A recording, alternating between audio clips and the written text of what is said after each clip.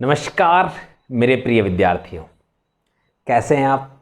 मैं योगेश महरिया क्लासेस की YouTube channel पर आप सभी का तहे दिल से हार्दिक अभिनंदन करता हूं। तो मेरे प्रिय विद्यार्थियों, हम बात कर रहे थे भारत के उपराष्ट्रपति की, यानी कि हमारे उपराष्ट्रपति से संबंधित संवैधानिक प्रावधानों की हम बात कर रहे थे। अनुच्छेद 63, 64 और 65 की बात हम कर चुके थे। आज हम बात करने वाले हैं अनुच्छेद 66, यानी कि उपराष्ट्रपति का निर्वाचन। तो इस अनुच्छेद में मेरे प्रिय विद्यार्थियों, उपराष्ट्रपति के निर्वाचन में कौन कौन भाग लेगा, एक तो ये बात, कौन भाग नहीं लेगा ये भी हमें पढ़ना है। साथ में हम यहाँ बात करेंगे उपराष्ट्रपति की योग्यताओं की, यानी कि उपराष्ट्रपति का निर्वाचन लड़ने के लिए कौन कौन कैंडिडेट एलिजिबल होंगे, उसकी क्या क्या योग्यताएं होंगी। साथ में हम बात करेंगे उपराष्ट्रपति का निर्वाचन लड़ने के लिए कितने प्रस्तावकों की आवश्यकता होती है, कितने अनुमोदकों की आवश्यकता होती है, साथ में कितनी जमानत राशि जमा होगी, कहाँ जमा होगी, कितने प्रतिशत मत नहीं प्राप्त करने पर और जमानत राशि जब्त हो जाएगी। इन तमाम सवालों के जवाब आज आपको इस अनुच्छेद के माध्यम से प्राप्त होने वाले हैं। तो चलिए मेरे प्रिय विद्यार्थियों, हम बात करेंगे अनुच्छेद 66 की, लेकिन इससे पूर्व मेरे जितने भी नए मित्र हैं, प्रिय विद्यार्थी हैं, उन सभी से निवेदन है आप हमारे चैनल को सब्सक्राइब करें, साथ में बेल आइकन को ऑल पे प्रेस करें, जिससे हमारे द्वारा जो भी वीडियोस अपलोड किए जा रहे हैं, जो भी कक्षाएं अपलोड की जा रही है, उन सभी के नोटिफिकेशन की जानकारी आपको प्राप्त हो सके। साथ में मेरे प्रिय विद्यार्थियों, यदि आपको हमारे द्वारा पढ़ाई गई अध्ययन सामग्री और कंटेंट पसंद आता है तो वीडियो को लाइक कीजिए और कमेंट अवश्य कीजिए। चलिए बिना किसी औपचारिकता के सीधे टू द पॉइंट बात करते हैं अनुच्छेद 66 की। अनुच्छेद 66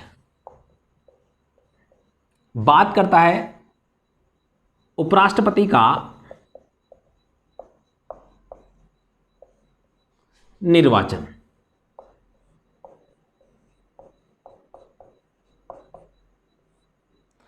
अब मेरे प्रिय विद्यार्थियों, जैसा कि मैंने अभी आपको बताया, इसी अनुच्छेद के अंदर बताया गया है सबसे पहले तो निर्वाचक मंडल, कौन कौन राष्ट्रपति के निर्वाचन में भाग लेंगे, कौन कौन नहीं लेंगे, फिर राष्ट्रपति के निर्वाचन की पद्धति, तमाम बातों की हम बात करने वाले हैं। तो चलिए सबसे पहले आप हेडिंग देख लीजिए। अच्छा, अनुच्छेद लिखा ही मैंने, अनुच्छेद 66, अनुच्छेद 66 उपराष्ट्रपति का निर्वाचन, ठीक है। इसके लिए हम बात करें अनुच्छेद 66(1)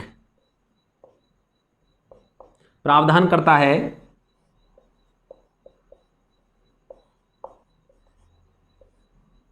उपराष्ट्रपति का निर्वाचक मंडल।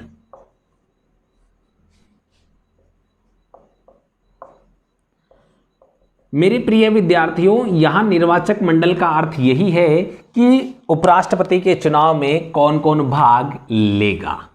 क्लियर है? यानी कि राष्ट्रपति के चुनाव में जो उपराष्ट्रपति के चुनाव में भाग लेगा वो किसके अंतर्गत आएगा? निर्वाचक मंडल में शामिल होगा। तो निर्वाचक मंडल हम कहें उपराष्ट्रपति का तो कौन होगा? संसद के सभी सदस्य।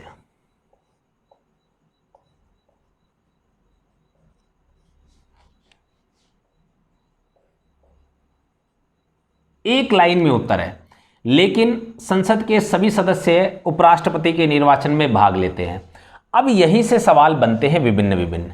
अगर इसी सवाल को थोड़ा सा एग्जामिनर तोड़ मड़ोड़ के भी पेश करता है तो संसद के कितने सदन होते हैं, तो आपको याद रखना है राज्यसभा और लोकसभा।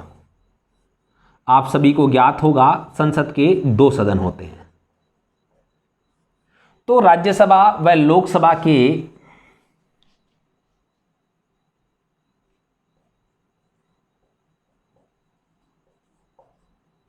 निर्वाचित प्लस मनोनीत,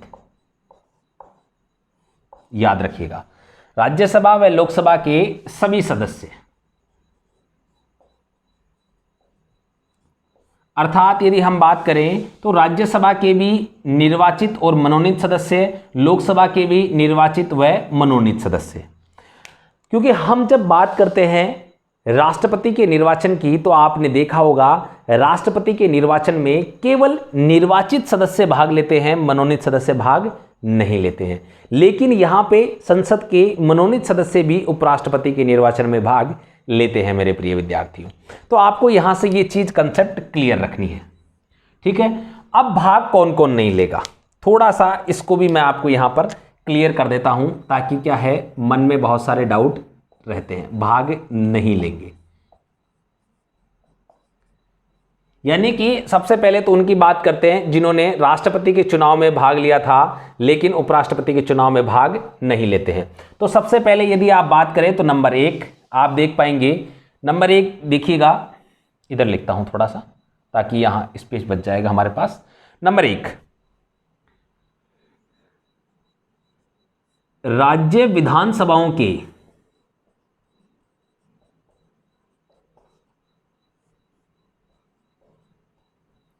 निर्वाचित सदस्य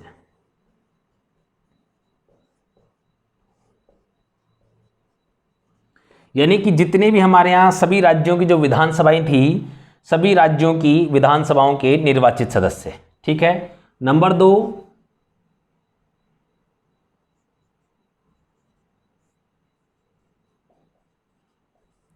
संघ शासित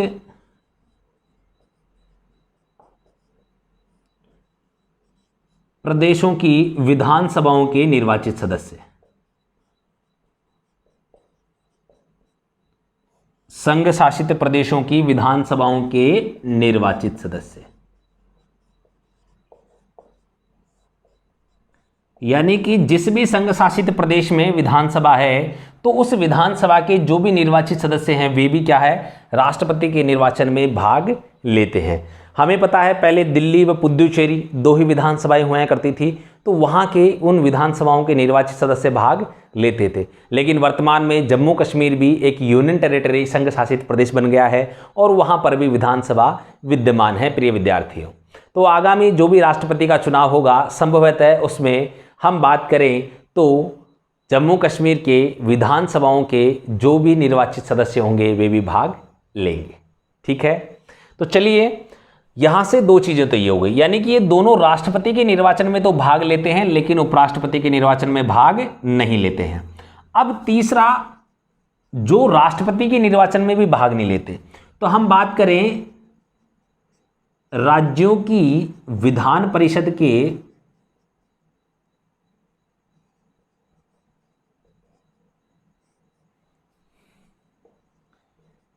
सभी सदस्य,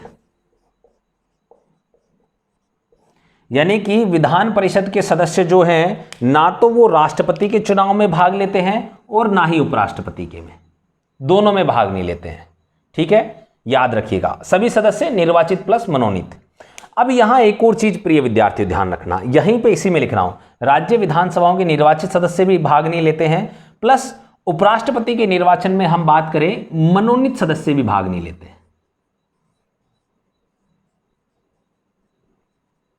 हालांकि मनोनीत सदस्य किसके, राष्ट्रपति के निर्वाचन में भाग नहीं लेते हैं। तो आपको सिर्फ यहां पे इतना याद रखना है, एक लाइन यदि आप रख लेंगे, मैंने पहले भी कहा आप सिर्फ ये लाइनें यदि आप याद रख लेंगे तो आपको बाकी चीजें याद रखने की आवश्यकता नहीं है। सिर्फ आपको इतना सा याद रखना है कि उपराष्ट्रपति के चुनाव में भाग कौन कौन लेता है, संसद के सभी सदस्य, राज्यसभा व लोकसभा के निर्वाचित प्लस मनोनीत सदस्य।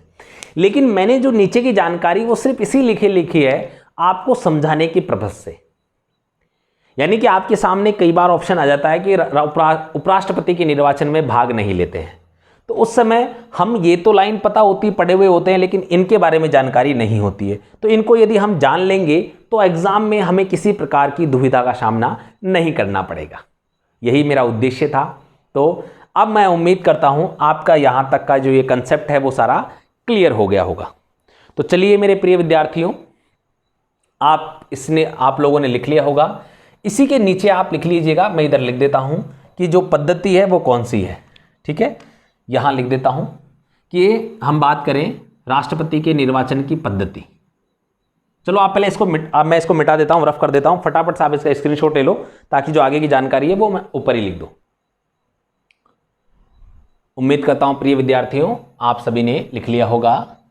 तो अब मैं जो है इसको मिटा देता हूं।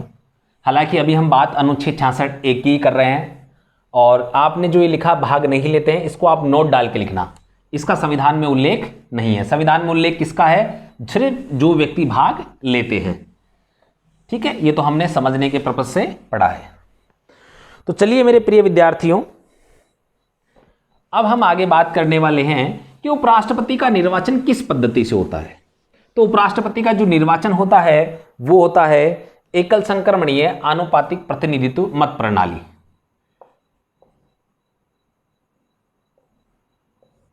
पद्धति या प्रक्रिया कौन सी है?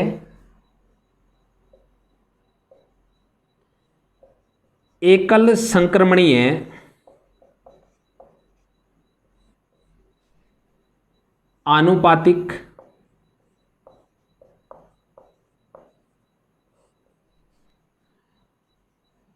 प्रतिनिधित्व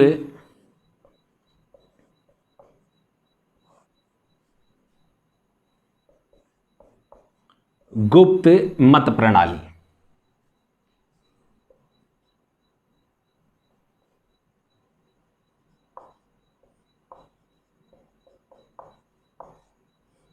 ठीक है, एक बार इसको आप लोग सब लोग पढ़िए प्रिय विद्यार्थियों। एकल संक्रमणीय आनुपातिक प्रतिनिधित्व गुप्त मत प्रणाली। देखो याद रखिएगा, ये काफी इंपॉर्टेंट है।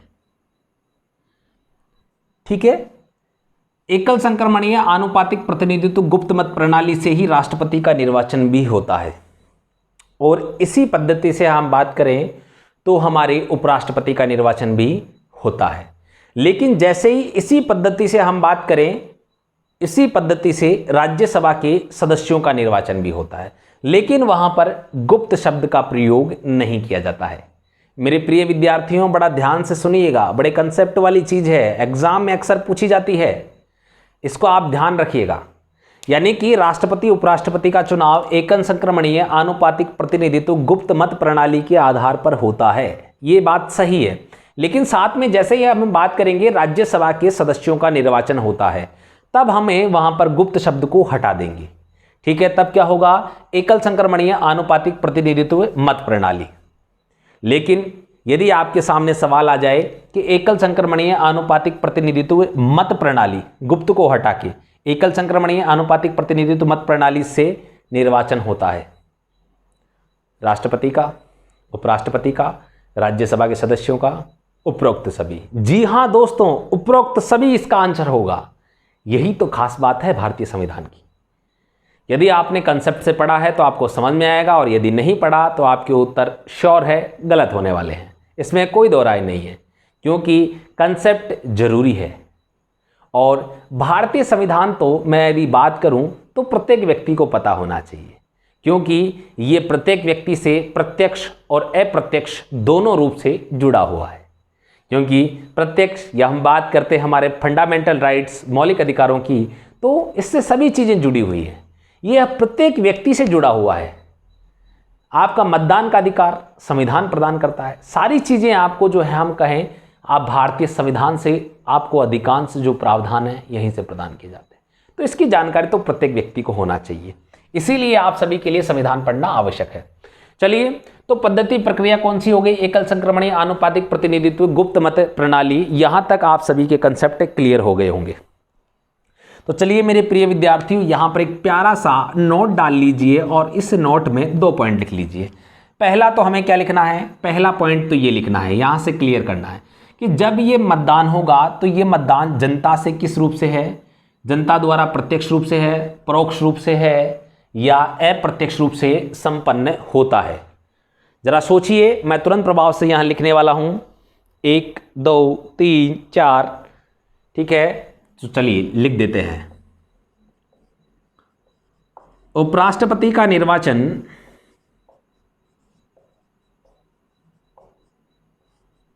जनता द्वारा होता है। यह सवाल है आपके सामने। इसका आंसर होगा अप्रत्यक्ष रूप से,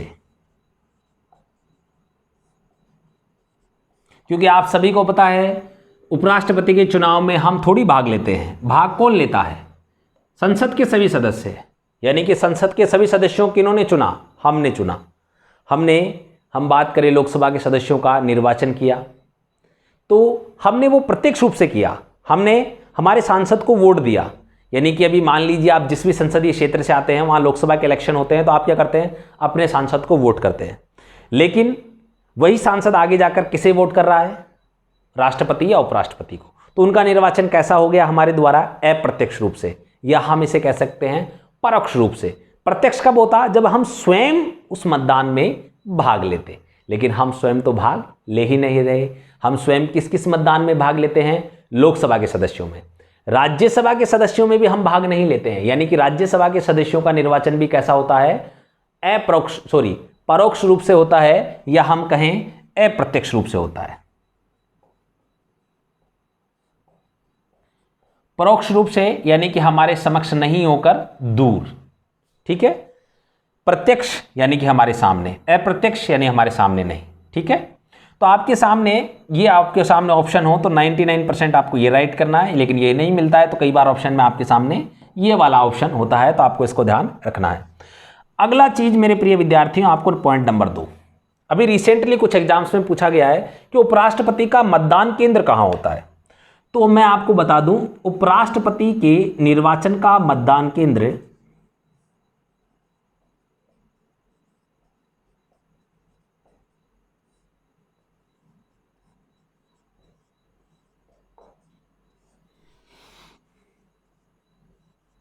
नई दिल्ली में होता है,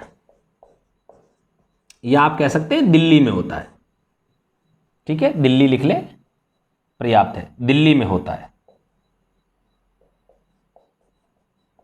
क्योंकि दोनों ऑप्शन में नहीं होगा, दिल्ली और नई दिल्ली ऑप्शन में एक साथ नहीं होगा, बात एक ही है, ठीक है। अब आपके मन में सवाल उत्पन्न हो रहा होगा, सर उपराष्ट्रपति का दिल्ली में है तो राष्ट्रपति का कहाँ होता है। राष्ट्रपति का दिल्ली समेत देश के सभी हिस्सों में होता है, यानी कि जहाँ जहाँ विधानसभाएं विद्यमान हैं वहाँ वहाँ वो निर्वाचन केंद्र होगा। इसका कारण देश के जितने भी राज्य हैं उन सभी राज्यों की विधानसभाओं के निर्वाचित सदस्य भाग लेते हैं। संघ शासित प्रदेशों के विधानसभाओं के निर्वाचित सदस्य, तो वे सभी कैंडिडेट मतदान करेंगे, लेकिन वे सभी कैंडिडेट एक साथ मतदान करने के लिए दिल्ली तो नहीं जा सकते ना। समझ रहे हैं, कंसेप्ट क्लियर है। चलिए लॉजिकली बात करें तो ज़्यादा बेहतर होगा। तो चलिए मेरे प्रिय विद्यार्थियों, अब तक हमने बात की अनुच्छेद 65(1) के अंतर्गत हमने ये सारी चीज़ें पढ़ी। अब हम बात करने वाले हैं अनुच्छेद 65(2) की। तो फटाफट से आप इसका स्क्रीनशॉट ले लीजिए ताकि हम अनुच्छेद 65(2) की बात करें। उम्मीद करता हूं स्क्रीनशॉट ले लिया होगा, जिन्होंने नहीं लिया है वो पॉज करके ले सकते हैं। अच्छा, अब तक हमने जिन चीज़ों की बात की, जिन पॉइंट्स की बात की है, उसमें अनुच्छेद 65(1) में हमने सबसे पहले बात की उपराष्ट्रपति के निर्वाचक मंडल की। निर्वाचक मंडल में कौन कौन शामिल होगा, संसद के सभी निर्वाचित सदस्य, ठीक है। इसके बाद में हमने मुख्य रूप से बात की जो उपराष्ट्रपति का निर्वाचन है वो किस पद्धति से होगा, एकल संक्रमणीय आनुपातिक प्रतिनिधित्व गुप्त मत प्रणाली से, ठीक है। इसके बाद में हमने बात की उपराष्ट्रपति का मतदान केंद्र कहाँ होगा, नई दिल्ली में। उपराष्ट्रपति का निर्वाचन किस प्रकार से होता है, तो उपराष्ट्रपति का निर्वाचन जनता द्वारा प्रत्यक्ष या अप्रत्यक्ष या परोक्ष रूप से। यदि आपके सामने यही सवाल बदल दिया जाए मेरे प्रिय विद्यार्थियों, और सवाल कुछ इस प्रकार से हो, उपराष्ट्रपति का निर्वाचन संसद के सदस्यों द्वारा होता है प्रत्यक्ष रूप से, अप्रत्यक्ष रूप से, परोक्ष रूप से, निम्न में से कोई नहीं। ऑप्शन ए प्रत्यक्ष रूप से, क्योंकि सांसद तो खुद भाग ले रहे हैं ना निर्वाचन में। लोकसभा और राज्यसभा के सांसदों के द्वारा ही तो किसका निर्वाचन किया जा रहा है, उपराष्ट्रपति का, यानी कि वो स्वयं मतदान कर रहे हैं। तो जब व्यक्ति स्वयं मतदान करता है तो निर्वाचन कैसा होता है, प्रत्यक्ष, और जब स्वयं नहीं करके कोई अन्य करता है तो क्या होता है, अप्रत्यक्ष। यानी कि अब से हमारे पूछे जाए जनता के द्वारा तो अप्रत्यक्ष, जनता के द्वारा, ठीक है। उम्मीद कर रहा हूं आपके सभी कंसेप्ट क्लियर हो गए होंगे, काफी चीजें आपको समझ में आई होंगी। चलिए अब हम बात करते हैं अनुच्छेद 66(2). 66(2) क्या कहता है, 66(2) इस बात का प्रावधान करता है, यदि कोई व्यक्ति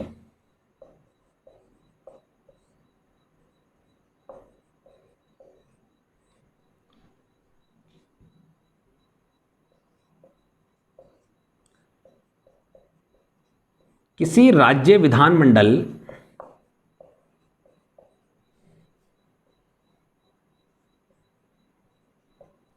या संसद का सदस्य है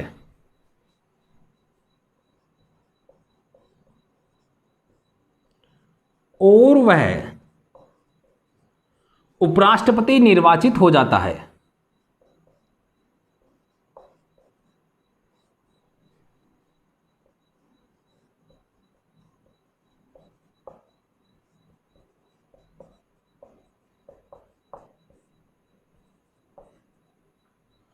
तो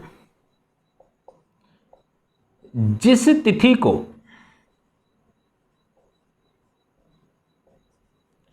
वह उपराष्ट्रपति के रूप में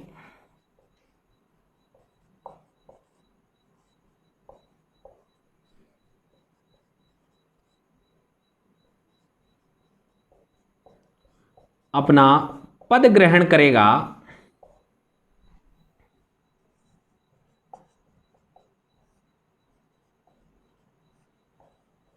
उस तिथि से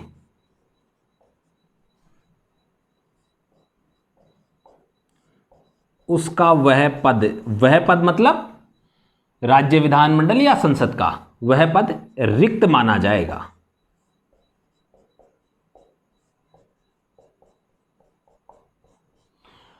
तो उम्मीद करता हूं मेरे प्रिय विद्यार्थियों आपको ये बात समझ में आई होगी। नहीं आई है तो मैं भी आपको एक्सप्लेन कर देता हूं। देखो, यदि कोई भी व्यक्ति मान लो मैं या तो हमारे यहां जो विधानसभा उसका सदस्य हूं या संसद का सदस्य हूं। सपोज करो मैं इस समय संसद का सदस्य हूं, यानी कि संसद के किसी भी सदन का मैं क्या हूं, सदस्य हूं, राज्यसभा का सदस्य हूं। और मैंने क्या किया, उपराष्ट्रपति का चुनाव लड़ लिया। ऐसी परिस्थितियों में अब मैं उपराष्ट्रपति निर्वाचित हो जाता हूं और मैंने अपने पद से अभी तक त्यागपत्र नहीं दिया।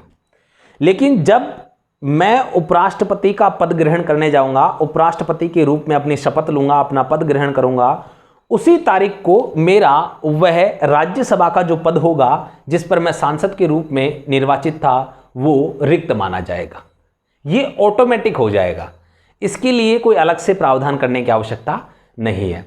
या मैं ऐसा भी कर सकता हूं कि जब मैं उपराष्ट्रपति का चुनाव लड़ने जाऊं तब मैं अपने पद से त्यागपत्र दे सकता हूं। वो मेरी स्वेच्छा है। यदि मैं नहीं देता हूं, लेकिन उस कंडीशन में ये बात लागू होगी। क्लियर है? तो उम्मीद करता हूं आप सभी को समझ में आ गया होगा। यदि कोई भी व्यक्ति किसी राज्य विधानमंडल या संसद का सदस्य है तो उपराष्ट्रपति निर्वाचित हो जाता है। तो जिस तिथि को वह उपराष्ट्रपति के रूप में अपना पद ग्रहण करता है उस तिथि से उसका वह पद रिक्त माना जाएगा। वह पद मतलब विधानमंडल या संसद सदस्य वाला। तो उम्मीद करता हूं प्रिय विद्यार्थियों यहां तक 66(2) अनुच्छेद 66(2) के जो प्रावधान है वो आपके क्लियर हो गए होंगे। अच्छा, बार बार ये बात एग्जाम में पूछी जाती है, ध्यान रखिएगा। एक एक प्रावधान जो मैं आपको पढ़ा रहा हूं वो हर एक लाइन इंपॉर्टेंट है, तो आपको पढ़ना जरूरी है, आपको समझना जरूरी है, इसीलिए थोड़ा टाइम लग रहा है। देखो दोस्तों, रट्टा मारना एक अलग चीज़ है और समझना एक अलग चीज़ है। यदि आप इसको समझ के पढ़ेंगे तो काफ़ी लंबे समय तक याद रहेगी, रटेंगे तो मुश्किल से आपको 1 या 2 महीने ये चीज़ याद रहने वाली, उसके बाद आप भूल जाएंगे। चलिए, तो अब यहाँ तक 66(2) आपने कंप्लीट कर लिया। अब हम बात करने वाले हैं अनुच्छेद 66(3) की। और 66(3) बात करता है उपराष्ट्रपति के पद के लिए योग्यताओं की। तो उन सभी के बारे में अभी हम बात करने वाले हैं। उपराष्ट्रपति पद के लिए कहाँ की नागरिकता होनी चाहिए, कितने वर्ष की आयु होनी चाहिए, किस सदन का सदस्य होना चाहिए, इन सभी तमाम सवालों के जवाब आपको मिलने वाले हैं। साथ में कितने प्रस्तावक, कितने अनुमोदक, कितनी जमानत राशि और कितने प्रतिशत मत प्राप्त करने चाहिए, अन्यथा जमानत राशि जब्त हो जाएगी। तो ये सभी प्रावधान आपके सामने, इन सभी प्रश्नों के उत्तर लेकर मैं हाजिर हूँ। फटाफट से आप इसका स्क्रीनशॉट ले लीजिए ताकि हम अगली बात कर सकें। पॉज करके स्क्रीनशॉट ले लीजिए जिन्होंने अभी तक नहीं लिया है।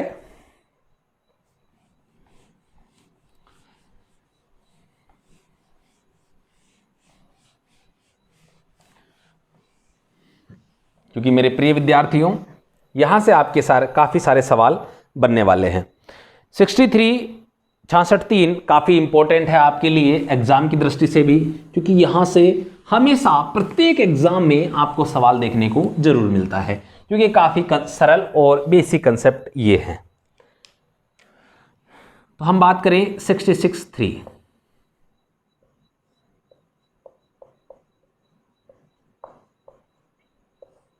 उपराष्ट्रपति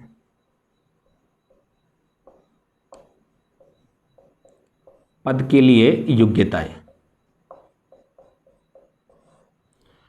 तो देखो मेरे प्रिय विद्यार्थियों, इसमें सबसे पहली योग्यता तो क्या है, वह भारत का नागरिक हो। कहां का नागरिक होना चाहिए? भारत का नागरिक होना चाहिए। नंबर 2 चीज, वह 35 वर्ष की आयु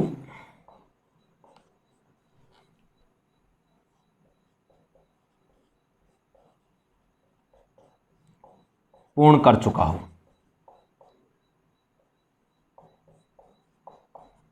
ठीक है। अगला, वह राज्यसभा का सदस्य बनने की योग्यता रखता हो।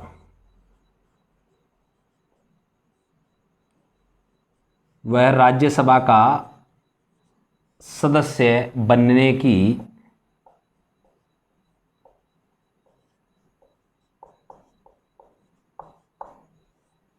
योग्यता रखता हो। ठीक है। तो आपके सामने ये 3 लाइनें काफी इंपॉर्टेंट हैं और इन 3 लाइनों को आपको बड़े ध्यान से पढ़ना है, क्योंकि यहां से सवाल बनना है। नागरिक कहां का हो? भारत का हो, बेसिक सी चीज है। लेकिन आयु, उपराष्ट्रपति बनने के लिए न्यूनतम आयु सीमा निर्धारित है 35 वर्ष। ठीक है। उपराष्ट्रपति बनने के लिए किस सदन का सदस्य होना आवश्यक है, या उपराष्ट्रपति बनने के लिए किस सदन की योग्यता प्राप्त करना आवश्यक है? राज्यसभा की। यानी कि राज्यसभा के सदस्य बनने की वो योग्यताएं, जितनी भी सारी योग्यताएं हैं वो रखता हो। अब यहां से इन 3 सवालों के अतिरिक्त और कौन से सवाल बनते हैं? जितने भी सवाल बनते हैं, क्योंकि संविधान में सिर्फ इन्हीं का वर्णन है। अब हम आगे पढ़ेंगे, नोट डालकर पढ़ेंगे। राष्ट्रपति उपराष्ट्रपति अधिनियम 1952 के अंतर्गत इन चीज़ों का प्रावधान किया गया है, जो मैं आगे आपको लिखवाने वाला हूं। यानी कि संसद के द्वारा इनका अलग से कानून बनाकर ये चीज़ें आपको बताई गई हैं। देखिए, सबसे पहले तो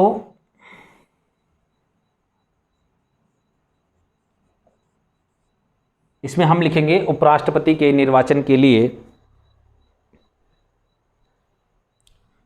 उपराष्ट्रपति पद के उम्मीदवार के लिए, आप इस तरीके से लिख लें, उपराष्ट्रपति पद के उम्मीदवार के लिए, या उपराष्ट्रपति के निर्वाचन में भाग लेने वाले उम्मीदवार के लिए, आप कैसा भी लिख सकते हैं। कौन कौन सी चीजें आवश्यक हैं? देखो,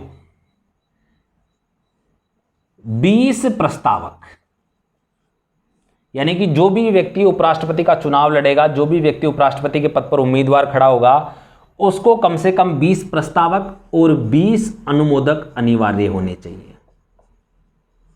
यानी कि उसके नाम का जो है प्रस्ताव कितने व्यक्ति कितने करें? 20 व्यक्ति उसके नाम का प्रस्ताव पेश करें। दूसरी चीज, 20 व्यक्ति निर्वाचक मंडल में से इस बात का अनुमोदन दें कि ये व्यक्ति राष्ट्रपति उपराष्ट्रपति का चुनाव लड़ने के लिए हमें अपनी सहमति प्रदान करते हैं। साथ में 15,000 रुपए जमानत राशि जमा, ये दोनों कंडीशन पूरी करने के बाद में जब वो व्यक्ति उपराष्ट्रपति के लिए उम्मीदवार के रूप में चुनाव लड़ने जाता है, तब उसे 15,000 रुपए जमानत राशि कहां जमा कराई होती है? जमानत राशि 15,000 रुपए जमानत राशि आरबीआई में जमा करानी होती है।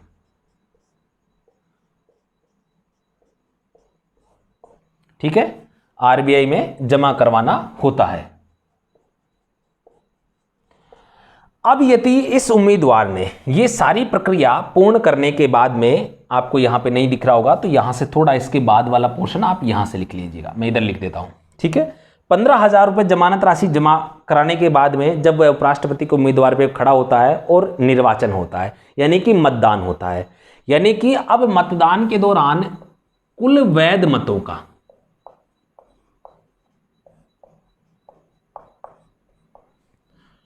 कुल वैध मतों का 1/3 6 मत, कुल वैध मतों का 1/6 मत प्राप्त नहीं होने पर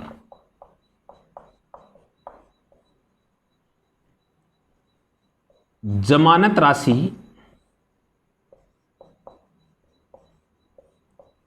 जब्त कर ली जाएगी, जब्त हो जाएगी।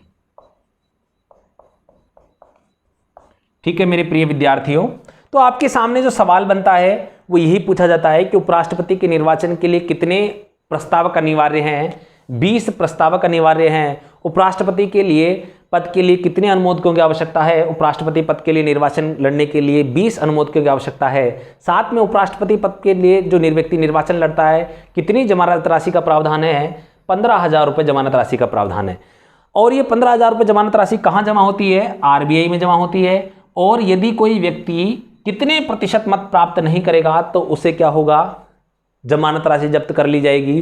तो कुल वैध मतों का, पूरी लाइन ध्यान रखें, कुल वैध मतों का 1/6 मत, यानी कि कुल जितने भी मत पड़े हैं उनका 1/6% यदि वो व्यक्ति प्राप्त नहीं करता है तो उसकी जमानत राशि जब्त कर ली जाती है। तो मेरे प्रिय विद्यार्थियों, उम्मीद करता हूं आज की कक्षा का आपने आनंद लिया होगा और काफ़ी सारे कंसेप्ट आपके क्लियर हुए होंगे। यदि एक बार पुनः मैं आपसे निवेदन करता हूं, यदि आपको हमारे चैनल पर आप नए हैं और आपको हमारे द्वारा पढ़ाई गई अध्ययन सामग्री पसंद आ रही है तो हमारे चैनल को सब्सक्राइब जरूर कर लें, ताकि हमारे द्वारा जितने भी वीडियोस, जितने भी नोटिफिकेशन, जितनी भी जानकारी हम जो अपलोड कर रहे हैं वो आपको नोटिफिकेशन के माध्यम से प्राप्त हो सके। और बेल आइकन को ऑल पे प्रेस करना है जिससे सभी नोटिफिकेशन आपको मिल सके। अगली चीज़, कंटेंट और अध्ययन सामग्री पसंद आती है तो वीडियो को लाइक करें और कमेंट अवश्य करें। एक बार पुनः अनुच्छेद 67 के साथ उपराष्ट्रपति के संदर्भ में उपस्थित होंगे। तब तक के लिए आप सभी से विदा चाहता हूं प्रिय विद्यार्थियों। ठीक है, जय हिंद, जय भारत प्रिय विद्यार्थियों।